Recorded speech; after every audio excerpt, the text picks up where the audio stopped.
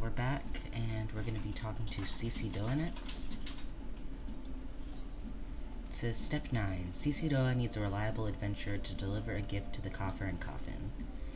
You're an adventurer, yes? If you're not otherwise occupied, I have a favor to ask. I've resolved to repay a debt of gratitude which I owe to the owner of the coffer and coffin. For this purpose, I've purchased from the royal plantations a prodigiously plump pumpkin, a particularly popular piece of produce. Alas, I cannot part this place to procure and proffer the pumpkin. You see, the scheduled shipment from the Nanawa mines for which I wait is late. I would prevail upon you to pick up the pumpkin in my stead, and see it safely to the coffer and coffin. Please present this receipt of purchase to Gagari at the royal plantations, and she will yield it to you. I apologize for asking you to attend to this time-consuming task, but I truly appreciate your assistance.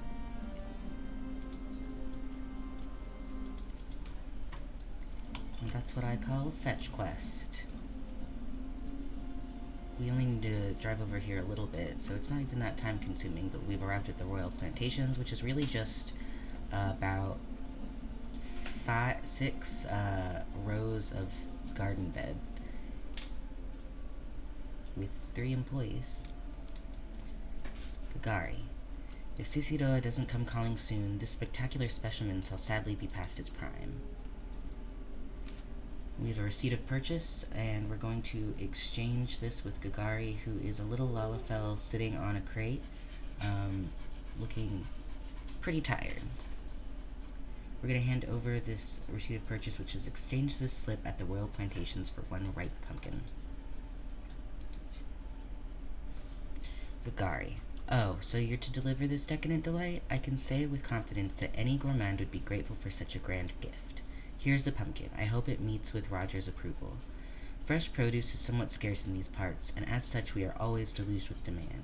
You know the way to the coffer and coffin, correct? It is beyond the bridge to the northwest. Look for a place where local laborers lounge.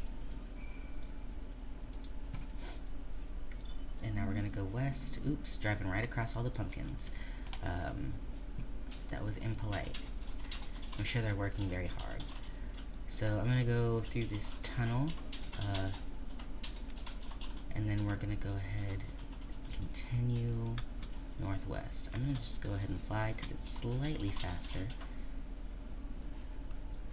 And we're turning to arrive at the coffer and coffin, which is a small wooden building built into the side of a cliff. There's a sign above the door that reads, it looks similar to what we would say read as coffer and coffin, but it's like a distinctly different language, and I'm not quite sure how to describe it.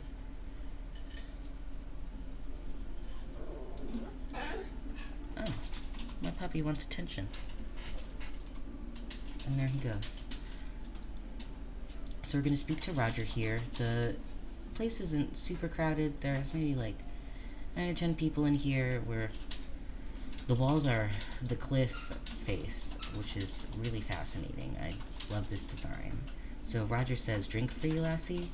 You won't get better ale or spirits for your coin than at me place. So we're going to hand over the plantation pumpkin. It says, it is believed that after eating the pumpkin for the first time, the Sultana fell in love with the nutty flavor and ordered all her royal plantations to grow the vegetable.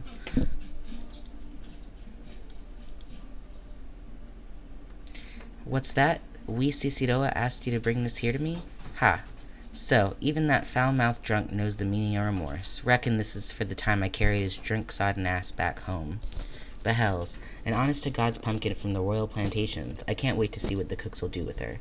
The lads here scoff down beastly amounts of meat, and it's starting to tell on their health. It'll be good to get more vegetables in their bellies, assuming I can get the stubborn bastards to try something new. Thanks for the help, lassie. Quest complete. Still got our map open. Let's close it. So I'm going to speak to him again. Roger, it says, prudence at this junction. Roger hears all sorts of information in his line of work, some of which may be useful to you. Word is, Blackbrush Station's sorely undermanned. The stone torches there can't get a moment's peace. Bloke by the name of Warren is hoping to bolster their numbers for a short-term assignment or two. If you fancy putting a few extra gil in your pocket, you could do a lot worse. Now we're gonna go speak to Warren. Leaving the coffer and coffin, hopping in our car, and heading north to Blackbrush Station, which is another train stop. There's a little platform, a railway, and a massive etherite, which is actually how you travel from place to place in this game. Normally you would attune to it, but because I have already played the game and this is just a new game plus, I don't actually have to go through all of that, so we can focus on MSQ. I chose to do this instead of creating a new character because speed, essentially. I can kill enemies in one hit. I don't have to grind a lot. I can just take you through the story. So let's see, Warren. It says, looking for work perchance? If so, you couldn't have come at a better time. We stone torches are sellswords hired by Amagina and Sons Mineral Concern to protect its interests. Our primary duty here is to keep the tracks clear of pests, and it is for this purpose that we require your aid. I should point out, however, that it can be messy work and liable to get messier still if you're ill-prepared. A single piece of gear can mean the difference between life and death. I'll not have it on my conscience that I sell an ill-equipped adventurer to an untimely demise. See to it that your arms and armor are in order, and when you are ready, present yourself to me again. So we need to equip everything with an item, like all of our body, I'll just read it. Equip your head, body, hands, legs, and feet with the gear of item level 5 or above before returning to speak with Warren. So, again, don't really need to do that. My item level is like in the 200 or 300s. So it says, Warren, so are you ready for inspection? Good. Everything appears in order. Yet know that naught is guaranteed in this world. Fate is a fickle mistress, after all, and at any rate, capable adventurers like you are few and far between, and I would not have you throw your life away. I have had to bury too many comrades who brushed aside cracks in their hauberks and dints in their helms. No matter what you face, do not disregard the importance of gear. And that is the prudence at this junction complete. So now we're going to out of house and home. Warren has worked for an adventurer willing to exterminate the goblins attacking ore wagons. Let's get to it then, shall we? Ore wagons pass through this station every day, but not without incident. Wagons coming and going from the dispatch yard to the south must pass through a tunnel by Fesca's watch, a tunnel in which some genius saw fit to put an ore storehouse, creating ideal conditions for a goblin nest. So now the ore-loving beasts have taken up residence in a tunnel we dug, and we're practically delivering meals to their doorstep. But no more. Inside the tunnel is in question, you will find a narrow fissure where the goblins hide. Use this silver ore cluster to lure out the creatures and then slay them.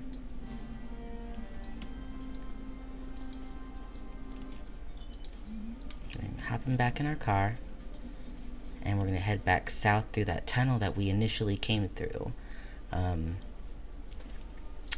We had passed over this little area to get to where we are now. And now we're back in the tunnel, and we're taking a little left to find this narrow fissure. The narrow fissure is glowing purple. It's usually an indication that it's something you need to interact with, but it'll bring about enemies. So we're going to use our silver ore cluster, which is several chunks of silver which have grown together to form a sizable cluster. We use that on the narrow fissure, and then a goblin appears. It's a silver goblin. I'm able to kill it immediately, and I don't know how to describe them other than like a mixture between a snail, an octopus, and I'm not sure. Like, they've got the kind of snail eye stalks and large tentacle legs, but they have an almost clamshell covered in like large shiny rocks, crystals. That's why they're crystal goblins. Alright, and now we're heading north again to Blackbrush Station. Sorry if you can hear the dogs in the background. I don't have a very private area to stream right now. Hopefully one day I'll be able to clear out the office. We're just still in the process of painting things, and it's taking a lot of work to get this house ready, but let's alright. I'm gonna speak to Warren. Well done. It shan't be easy work to keep the tunnel free of goblins, but our wagons should be able to go unmolested for a time. Disruptions to ore shipments threaten not only the interest of Sorry, we're speaking to Warren again. Disruptions to ore shipments threaten not only the interest of Amagina and Sen's mineral concern, but of Ulda herself.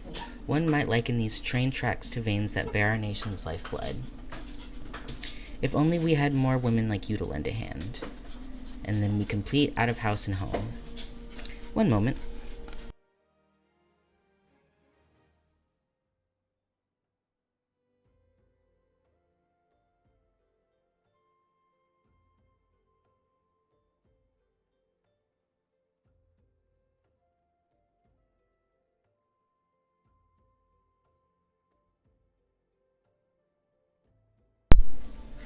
Oh, right. Oh.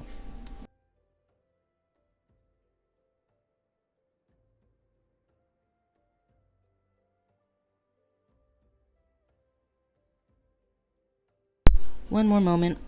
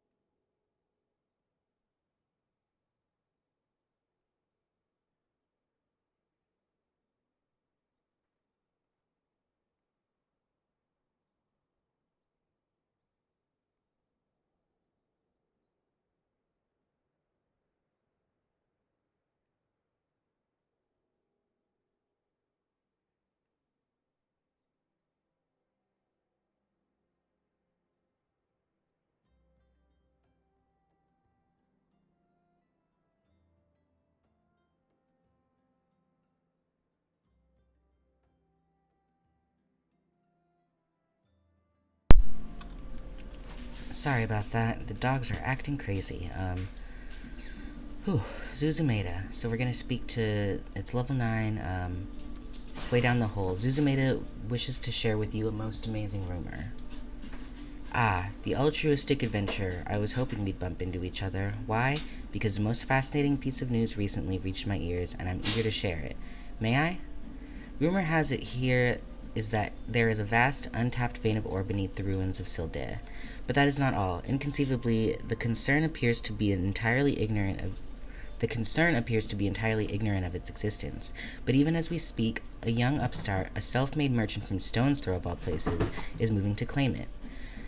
The fellow's name is Whiston, and he is a very, very ambitious young man. Not only does he intend to secure exclusive excavation rights, but they say his master plan is to use his new fortune to curry favor with the Sacrarium. Of course, the thaumaturges only consider the opinions of the most wealthy when drafting the laws of Ulda. If you would have your voice heard, you must be prepared to pay a sultan's ransom. One voice which is invariably heard belongs to Lord Lolorito. He has long lavished gil upon the thaumaturges, and some claim that he devises new laws with the express intention of ruining his competitors while protecting his own interests. Suffice it to say, if Whiston thinks he can compete with the likes of the Syndicate, he's in for a rude awakening. But that eventuality may yet be a little way off. For the present, he is moving ahead with his plans and assembling a team to survey the site. I am told he's at the Coffin and Coffer right now, recruiting able-bodied adventurers to escort his prospectors. Warren said you were looking for work. Perhaps you should meet with Whiston and volunteer for his expedition. Thanks, Zuzumeda. Zuzumeda is a little Lalafell. He's wearing a turban and a white... There my dogs go again. I might have to cut this video short and record a little bit later when they're a little less rowdy. I'm so sorry about that.